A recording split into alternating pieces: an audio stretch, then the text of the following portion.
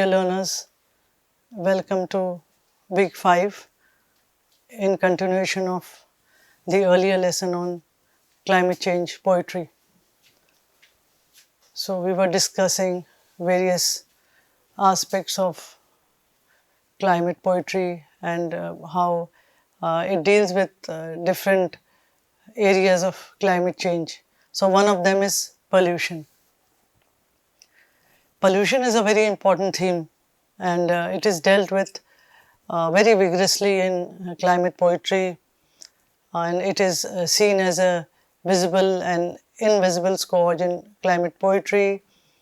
And poets show pollution in the form of polluted air, poisoned rivers, and contaminated soil to illustrate how industrialization and human negligence have corrupted the natural world. So, some aspect of it may be visible, some of it may not be visible, but visible pollution comes out through a variety of images and metaphors.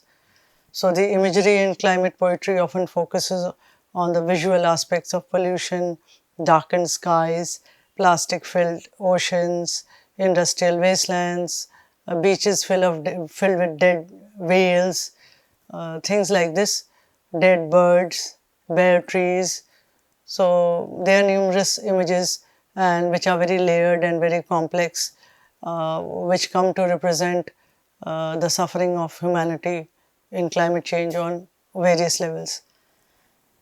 The once idyllic landscapes in traditional poetry have been replaced by grim depictions of polluted environments. So the as different from prose or as different from science reports, uh, poetry manages to communicate ideas on several levels. It manages to draw consciousness about pollution or kinds of pollution on a multi-layered level, on a very metaphorical level also. So there is much that can be read into it emotionally, and meanings can be very deep and very complex. So that is the benefit of climate change coming to us through poetry. Toxicity and corruption. The use of metaphors likening pollution to toxins and poisons that corrupt not just the physical environment but also human ethics and culture is a common poetic device. For example, Margaret Atwood, in a poetry collection, often highlights the pollution of Earth's natural resources and bleak future, and and what all this foreshadows for human survival. Resource depletion. Resource depletion again can run into a variety of issues. Depletion can be of water, of minerals, of fossil fuels. So it can be in a number of ways. And it is a very pressing and important concern that is addressed in climate poetry. Poets use their verse to critique the unsustainable exploitation of the Earth's natural resources, suggesting that humanity's relentless consumption is not only morally questionable but also environmentally catastrophic. So, poetry is the genre that can convey several meanings through a few words. So, while talking about resource depletion, just a sense, just the imagery of a garden being depleted of its grass or its trees could have so many meanings hidden within it. Depletion of human values, depletion of oxygen, or depletion of kindness, sympathy, oxygen, nutrients. So, a lot of things are there, and poetry can convey things on multiple levels. So, there is the metaphor of exhaustion. Poets frequently employ metaphors of exhaustion, comparing the earth to a body that has been drained of life. these metaphors underscore the finite nature of resources and the dire consequences of humanity's overconsumption. So, the earth may be treated like a body which has been drained of life, and it may be represented as the earth or a flower or a plant or an animal. And in climate poetry, it could symbolically suggest any living form on the earth and represent the exhaustion of life of the earth. As an example, W.S. Merwin in his later works frequently touches on the theme of resource depletion, portraying the earth as a fragile entity that humans have systematically drained and damaged. Climate change and its impact, global warming, rising sea levels, extreme weather events, these are all themes that are there in climate poetry. Climate change and its impacts are a central theme in contemporary climate poetry, as poets grapple with the immense scale and complexity of this crisis. So, this theme encompasses global warming, rising sea levels, extreme weather events, and their consequences for both environment and for human life. So, we will also discuss later on the various styles that climate change is presented through, or the kind of vocabulary that is used.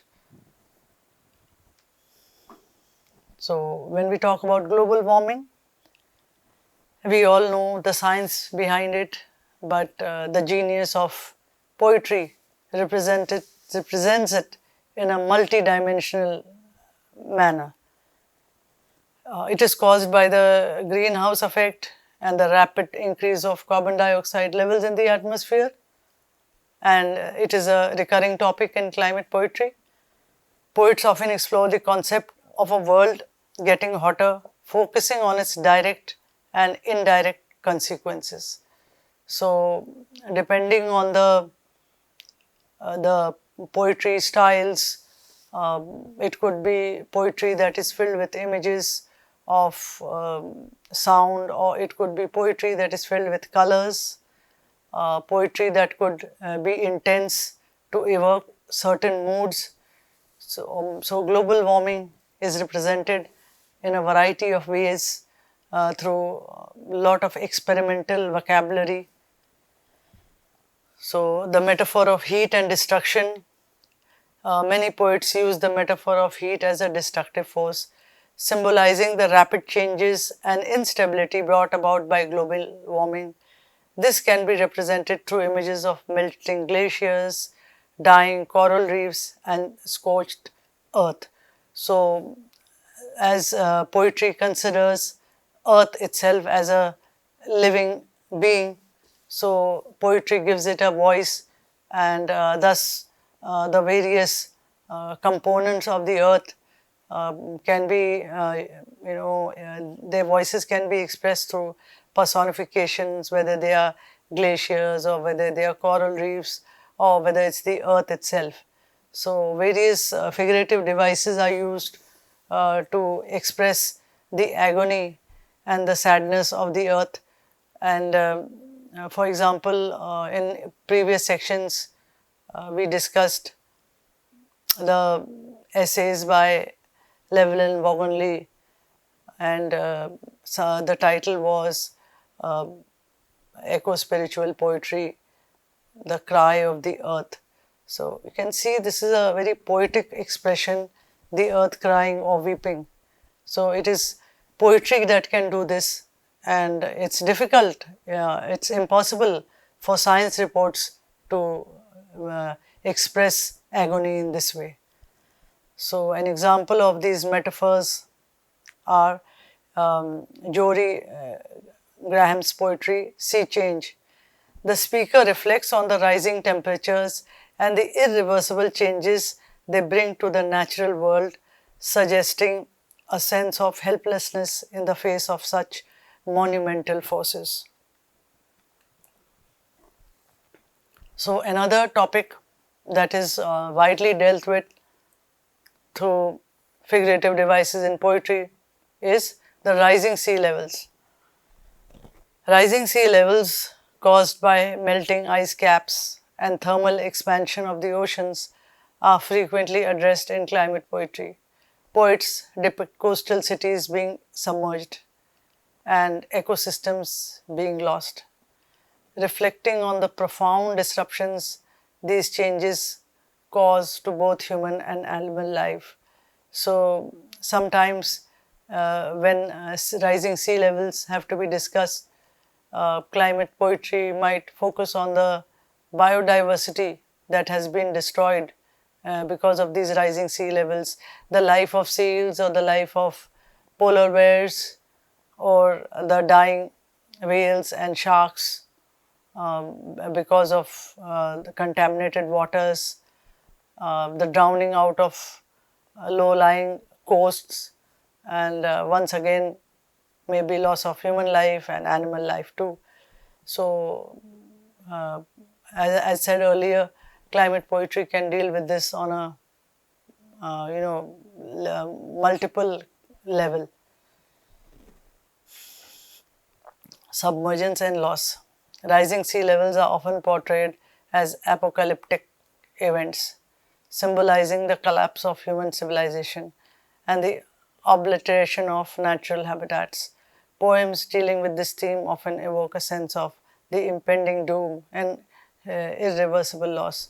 So, the idea of Sundarbans has been taken up in various forms of literature, and poetry too takes this up, talking about the continuous submergence of the mangroves into the sea, their disappearance and then their reappearance. So, the loss of life, the loss of habitat when this happens. So, we can say that poetry that is related to the coastal areas, to the culture of coastal areas, constantly deals with these issues of rising sea levels. Displacement. The displacement of human and animal populations due to rising sea levels is another major motive. Climate poetry emphasizes how entire communities, especially vulnerable ones, are forced to abandon their homes as a result of the changing environment. So, this displacement is something that can happen due to many climate events. So, whether it is forest fires or whether it is flooding or it is rising sea levels, they all contribute to displacement, and the displacement of populations of the human and the non-human, they are both in this together, and the suffering and the agony is quite similar when one loses one's home and feels displaced and is forced to live in an alien place. The Norwegian writer Arne Næss, he deals with the idea of displacement, how these climate events like rising sea levels or the building of dams, they displace people, human beings as well as non-human species, and then they are forced to accept new areas as their land, which causes extreme anxiety and unhappiness. So, displacement in poetry can be a metaphor that is physical as well as mental and psychological and also spiritual. For example, Alice Oswald, born 1966, her poems reflect the threat of rising waters, often intertwining mythological elements with contemporary concerns about rising sea levels and environmental displacement. So, as I said, symbolism, imagery, metaphors are all used to talk about displacement in a variety of ways, and Oswald's poetry intertwines mythological elements with contemporary concerns to talk about rising sea levels and environmental displacement. There are other extreme weather events such as earthquakes, tornadoes, hurricanes, tsunamis, just to name a few. The frequency and intensity of extreme weather events such as hurricanes, wildfires, droughts, and floods have inspired many climate poets to examine how nature is responding violently to human interference. So we can understand that the certain mood is sort of expressed through these climate events. So the poet can either metaphorically express the anger of the earth, or it can express the helplessness or the suffering of the human beings. So violent imagery can be used by poets to describe the devastation caused by storms, fires, and floods, portraying these events as nature's retaliation against human-induced climate change. So, in such expressions, mythology is resorted to. So, poetry can sort of interlink itself with a variety of disciplines to express this anger of nature. It can interlink itself with the world of art, or with the world of music, or with the world of science. Also, so many interdisciplinary elements can come in to express the violence of nature. Chaos and instability. The unpredictable and chaotic nature of extreme weather events are often mirrored in the structure and language of climate poems, with fragmented verses and disjointed imagery symbolizing the destabilization of the natural world. So the destabilization of the natural world can be expressed through the arrangement and organization of the poems themselves. The broken images, the fragmented verses, the gaps in between, which represent silence, all can represent the chaos in the natural world caused by climate change. So, an important poet, Wendell Berry, born 1934. His poetry explores extreme weather events and their link to the disruption of ecological balance, often attributing these disasters to human failure to live harmoniously with the environment. So, poetry discusses human values mostly, and eco poetry talks about the loss of human values which come as a result of the loss of the connection with nature, the inability to connect with nature in a wholeness, and to regard nature as unimportant, and only think that one's own well-being and happiness are ensured if one can use nature as a tool. Whereas the truth is that the well-being of all around ensures individual well-being. So, selfishness of purpose to live for oneself, to live for one's comfort, these things are highlighted by climate poetry, and also shown in the poetry of Wendell Berry, that it's human beings who fail to live harmoniously with their environment, and the outcome of that is climate disaster. So it is all because of human intervention, human disturbance of nature, and their playing with nature, their exploitation of nature, and which can only be reversed when human beings change their attitude towards nature, consider nature as important and as an equal in their lives on the earth.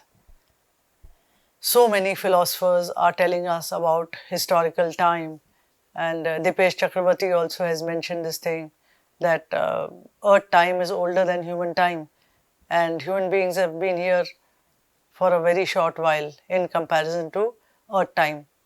And they have raised such havoc in this short time that they have made themselves the agents of change, though it was nature that moved on its own patterns earlier. So poets like Wendell Berry, they understand that nature has its own place and its own patterns, and when human beings try to sort of impose their patterns and their plans on nature, then there is disaster. Another important idea that comes through in climate poetry is human responsibility and guilt.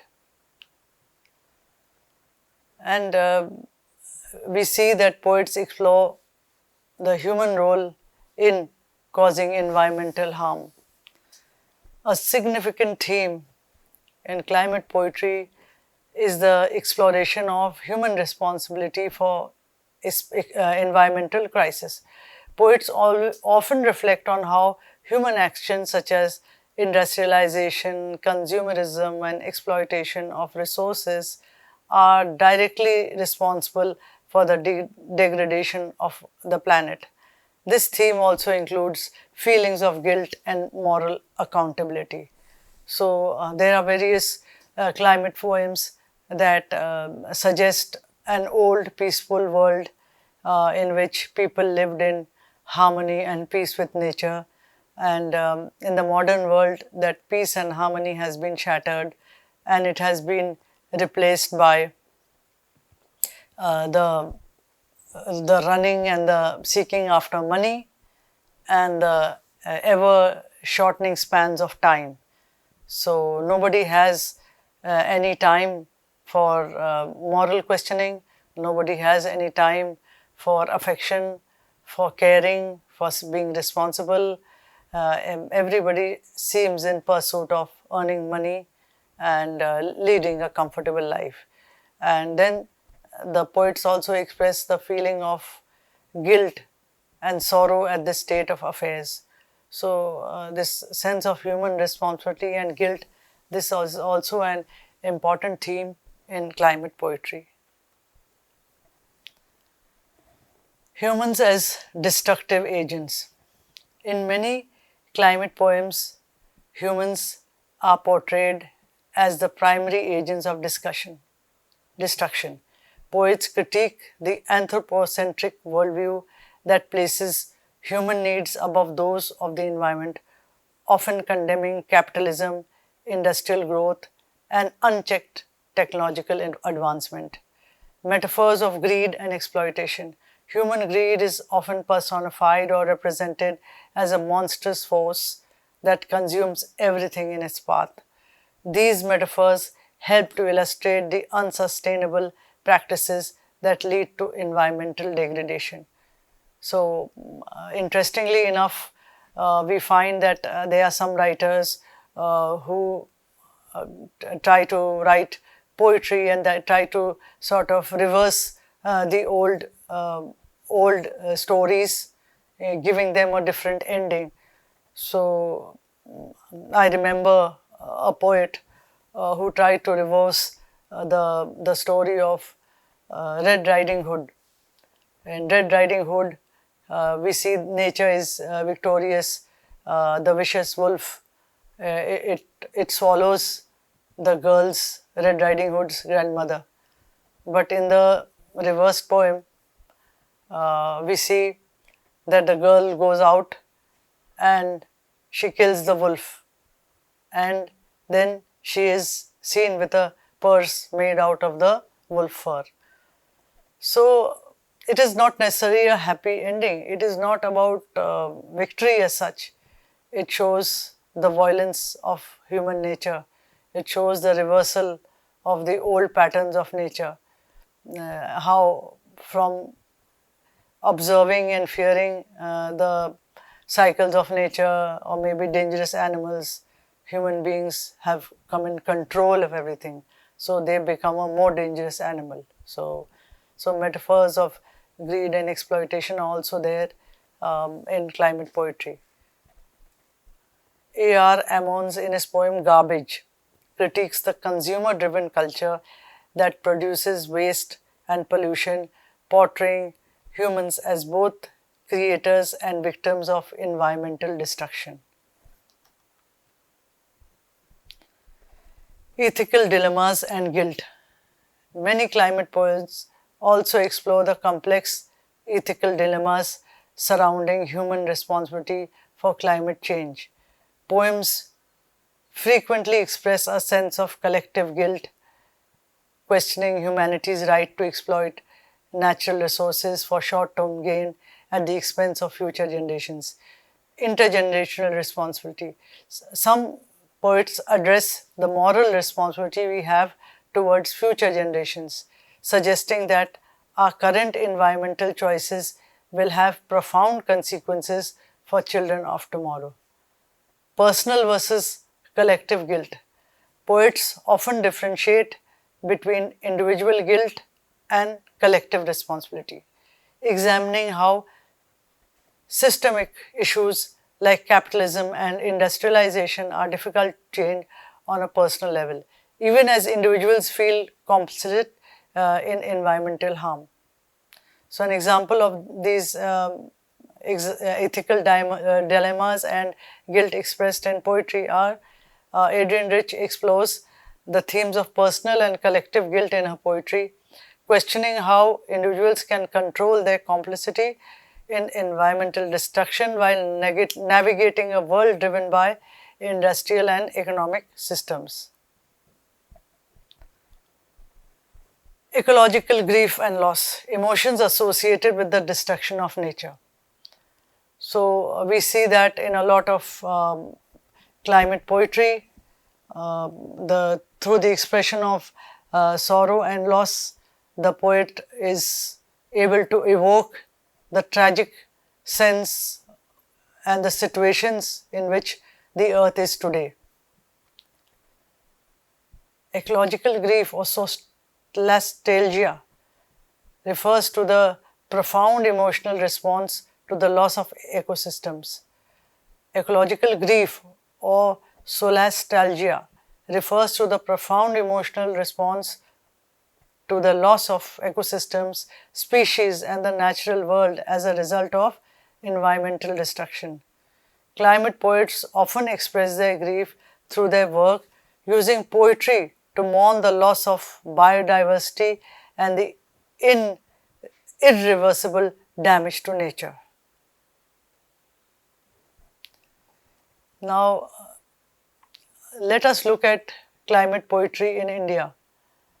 We find that India is rather slow in coming to waken up to what is happening in the terms of global warming or the disposal of wastes or other issues, and also in trying to bring home those sustainable practices. That is also very slow because in India it is a traditional society, and a lot of the issues highlighted and their resolutions, they go back to sort of disconnecting from the traditions. So there are many things related to food habits, and some of the traditions are very good, but some may not be. But it's something that has to be expressed in literature, and climate poetry does that very well. Climate poetry takes up various issues related to problems in India, related to global warming, garbage disposal, or excessive use of pesticides. These things are taken up in climate poetry. So, in the recent years, India has seen an upsurge in climate poetry books. So, and perhaps accentuated by the COVID crisis. Sudeep Sen's book Anthropocene, Contagion, Consolation consists of poems that are about various climate change issues. Then there's another book, Count Every Breath, edited by Vinita Agarwal.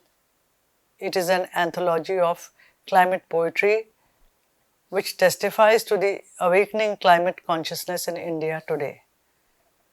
So, these are published by Hawakal Publishers, and they have a variety of poetry books on climate change till the present.